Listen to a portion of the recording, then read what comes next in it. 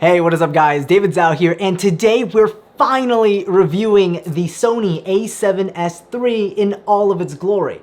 I'm gonna show you why I think this camera is the perfect video camera on the market right now, and go over everything from the build quality to the improved color science to the incredible 4K footage you can capture. Seriously guys, the footage of my wife in 4K looks beautiful. Like, don't give me the watch time on this video, give her the watch time on this video.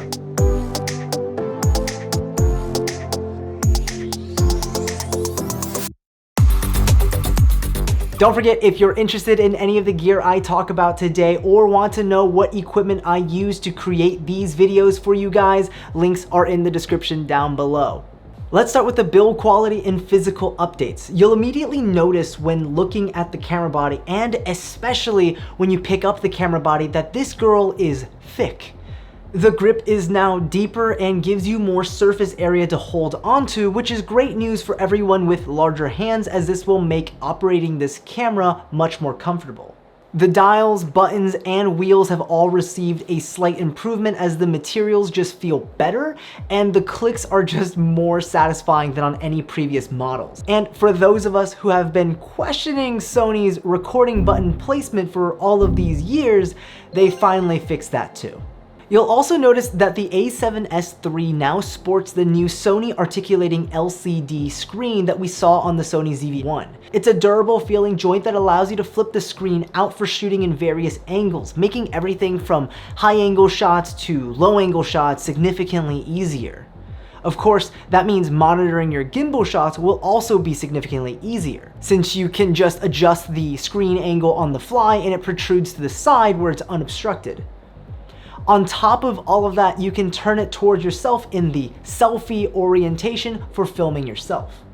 One thing that I noticed is the updated EVF is absolutely incredible. Just, they doubled the resolution of this EVF and honestly looks better than life. Too bad you won't be using it that much. As we're working with the 12 megapixel camera, you're probably going to use this as predominantly a video camera, and that means you won't be shooting through the EVF that often. However, as a side note, I'm excited since this means that this EVF should make it to the future A7R5 and the A7 IV camera bodies. Seriously, I prefer to look at life through this EVF more than my own eyes. Moving on, battery life is good, but also terrible. If you're shooting 4K up to 24 frames per second or 1080p up to 120 frames per second, you can expect the same incredible battery life that the a7 III had. It can last you all day on 1 or 2 batteries for heavy filming. But if you're shooting a ton of 4K 60 FPS or 4K 120 FPS, expect battery life to be about like 50% as good as the a7 III. I found that while shooting a wedding, I ran through about 3 full batteries when it usually takes me about a battery and a half when shooting on the a7 III. So it's just kind of something you should be prepared for. However, the a7S III does have a USB-C power delivery port, which means you can charge the camera via a battery bank while using it. And if you do this, you can theoretically film with a battery bank indefinitely, as long as your battery bank has juice. That's super neat. But let's talk about the stuff we've all been waiting for, the video quality. In short, the video quality is magnificent. You now have the option of shooting 420 8-bit or 422 10-bit video right out of the camera. 420 8-bit is the video files you've already been seeing from the a7S II, the a7 III, and all of the Sony alpha mirrorless cameras that have predated the a7S III. 422 10-bit, however, is the new, better video option you have to shoot in. See, 422 10-bit refers to the quantity of color information for each pixel cluster. Without getting too deep into the technical information, this just means that you have a cleaner image with less color noise, better color and luminance gradients, and at the end of the day, what it means is you have footage that has more color information. This means you can push your color grades much more stylistically before the footage starts breaking. And it also means you have more room for error to correct the look of your footage even after you've shot it. Sony has also improved their color science yet again, this time claiming the color profiles of the footage coming out of the a7S III matches the footage coming out of the Sony Venice professional cinema cameras. And that thing is $42,000. While claims like these sound nice and dandy on paper, what it really turned out to be is actually a noticeable improvement. With the combination of this color science update and the 422 10-bit footage, we're seeing very good looking and very color accurate S-Log3 footage from the a7S III. While previous alpha cameras like the a7 III could shoot in S-Log3, it always had a lot of issues with nasty magenta color shifts as well as this colorful artifacts and the noisy shadows of the image. Now, however, as you can see, S-Log3 footage looks incredibly clean. That means you can fully take advantage of this powerful sensor by shooting an S-Log3 to get as much dynamic range you can out of your image. And for those of you uninitiated, dynamic range simply refers to the amount of usable detail and information that is captured between the brightest parts of the image to the darkest part of the image. Side note, if you're planning on shooting an S-Log3, to make your life easier, make sure to turn on Gamma Assist and set it to S-Log3 to Rec 709.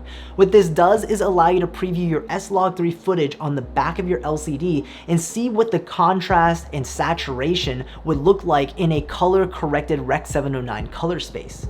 This will help you significantly in both exposing your shots as well as setting the correct white balance and ensuring sharpness. This Gamma Assist feature does not bake in the Rec 709 look into your footage. The footage you record to your SD card will still be the flat S-Log3 picture profile, but simply allows you to utilize essentially a preview LUT when looking at what you're recording and during playback. Now, let's talk about my favorite feature by far and the biggest reason why I wanted this camera. 4K 120 frames per second. Here's why. I wanted to deliver client work in true 4K. That means the vast majority of the video sequence I deliver to a client is in 4K, with very little, if any, footage being 1080p upscaled to 4K. In the past, my deliveries would be like 40% 4K footage at 24 frames per second, then the rest would be 1080p 120 frames per second slow motion B-roll footage mixed in but upscaled to 4K. It looked fine, but it lacked the sharpness and crisp I personally prefer to hold my brand to. With 4K 120 frames per second, I can finally deliver a sequence that's almost entirely true 4K. And man, does this 4K 120 FPS footage look incredible. Unlike 1080p 120 of the predecessors like the a7 III, this 120 looks gorgeous, with incredible detail captured in every frame thanks to the higher bitrate recording, allowing the camera to capture much more detail per frame. This combined with the 422 10-bit color depth as well as improved color accuracy and the high dynamic range latitude afforded by using S-Log3, this results in some of my favorite footage I've ever shot. As you guys know, I just got back from my honeymoon with my wife. Still getting used to saying that and loving every bit of it. Anyways, we just got back and I of course captured a bunch of footage for memories of our trip, and I wanted to share some of the incredible footage we got during this trip. All of it was shot on the Sony a7S III at 4K 120 FPS, standard image stabilization, S-Log3 with a Tiffin Black Pro Mist 1/8 filter and a variable ND filter, and I feel like the footage speaks for itself.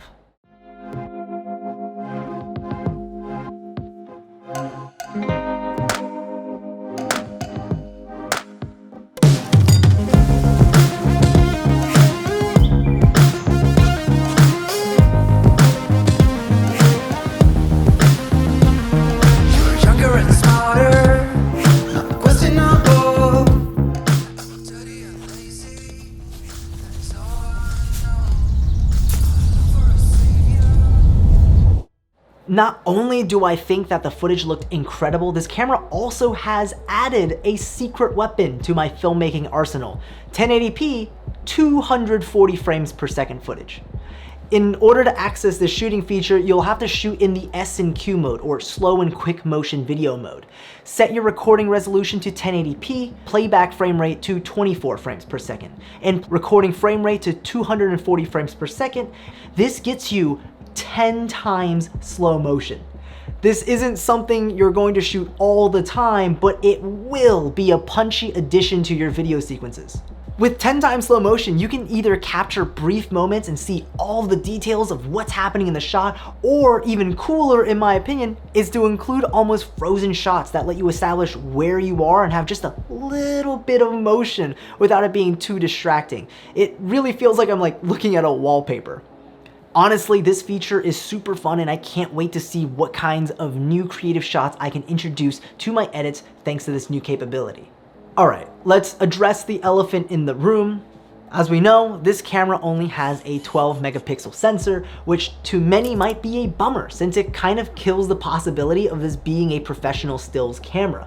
However, there was a rhyme and reason as to why Sony decided to stick with such a low megapixel count. Keeping the pixel count lower means they can pack larger pixel sites onto the full frame sensor, which means each pixel is able to receive more light, and in turn, ultimately, it means much cleaner low light footage with better color information and less noise from your A7S III.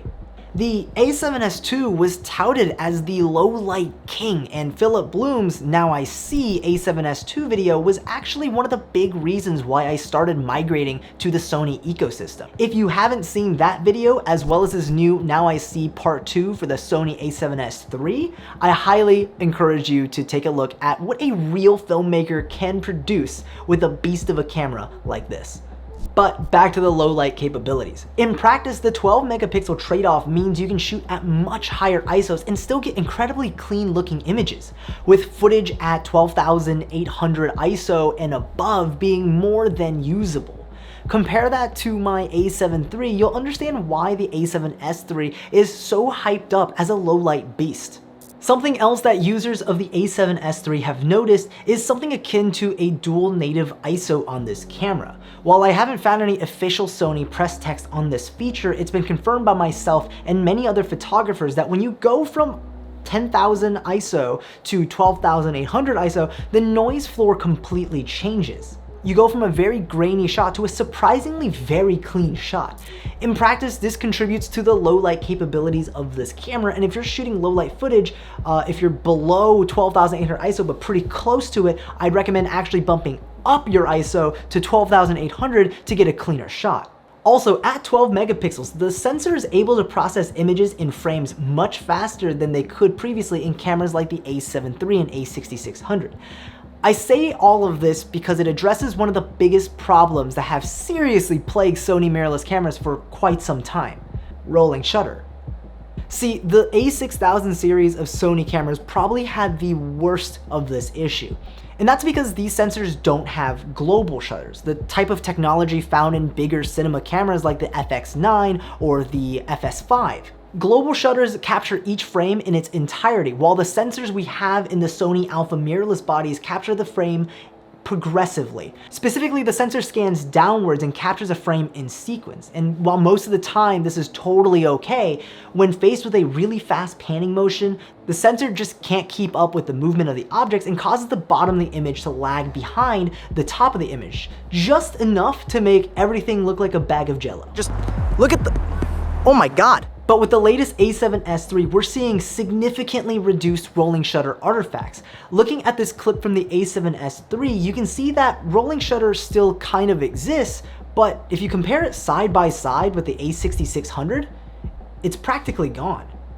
In practice, you'll rarely see rolling shutter in your A7S III footage, which is great news for people shooting sports videos, car videos, action videos, or even just vlogging. Now, a lot of people wonder whether the A7S III could be a good stills camera, and my answer to that is mostly no, but kind of yes. At 12 megapixels, I'm not comfortable using this camera for stills for most client work. Even portrait work for graduation clients, I'd feel much more comfortable if I was shooting at 24 megapixels or more. And that's for a few reasons. One, while I'm editing, this gives me more room to crop and fix the horizon. And two, it gives me more details to edit and give the appearance of sharpness. But also three, if I'm delivering these images to clients, they won't be able to make any large prints. And even if it's just for online digital delivery, such as for websites, I just can't guarantee it will be a sharp image if they decide to utilize a vertical shot as like a horizontal banner, especially if it gets scaled by like their web design. But as a personal stills camera and as a content creator, I think this camera is more than capable enough to be your go-to stills camera. If you're looking to post your content on a social platforms like Instagram, you're never gonna need an image larger than like 2160 by 2160. And if that's the case, you're set.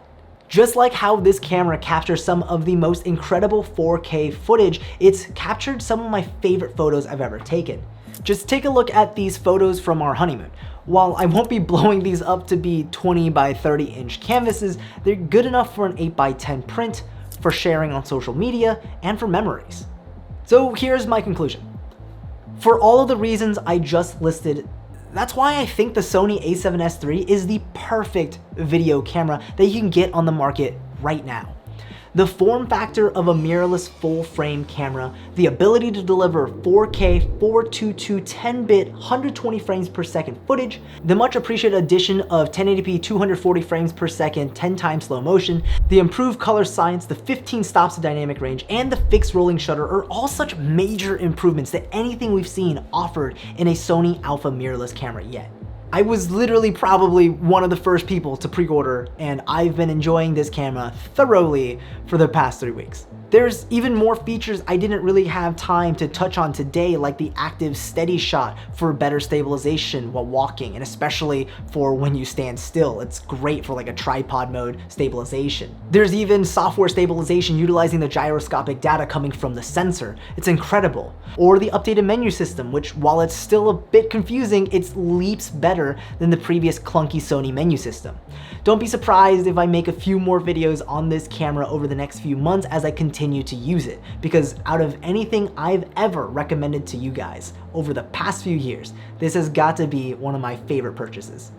The thing about it is, it really just makes me want to go out and create, and that's the name of the game. This camera, the a7S III, any lenses, any gimbals, and any lights I talk about, they're all just tools for the act of creating, and this one does it all so well. It just gets out of my way, and I've just been so enamored with the content creation process lately. As usual, if you're interested in checking out the Sony a7S III or any of the equipment I use to create the videos you see on my channel, links will be in the description down below. Alright guys, if you enjoyed this video, give it a thumbs up, subscribe if you want to see more content just like this, and get notified of when new videos are uploaded.